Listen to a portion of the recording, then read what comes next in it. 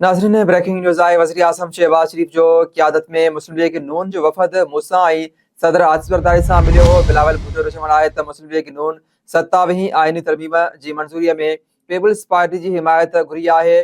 तजवीज़ कयल 27वीं तरमीम में आइनी अदालतुनि जो क़याम, एग्ज़ीक्यूटिव मैजिस्ट्रेट्स जी बहाली ऐं जजिस जी बदिली जो अख़्तियार शामिल आहे। बिलावल भुट्टो वधीक चवनि हो त तजवीज़ कयल 27वीं तरमीम में NFC में सूबाई हिस्से जो तहफ़ुज़ शामिल आहे। 6 नवंबर ते पार्टी जी CEC जो इजलास तलब करे फ़ैसिलो कयो वेंदो। अहम ख़बर आहे, वज़ीर आज़म शहबाज शरीफ जी क़यादत में मुस्लिम लीग नून जो वफ़द मूसा ऐं सदर आसिफ ज़रदारी सां मिलियो हो। बिलावल भुट्टो जो चवणु आहे त मुस्लिम लीग नून 27वीं आइनी तरमीम जी मंज़ूरीअ में पीपल्स पार्टी जी हिमायत घुरी आहे। तजवीज़ कयल 27वीं तरमीम में आइनी अदालतुनि जो क़याम, एग्ज़ीक्यूटिव मैजिस्ट्रेट्स जी बहाली ऐं जजिस जी बदिली जो अख़्तियार भी शामिल आहे।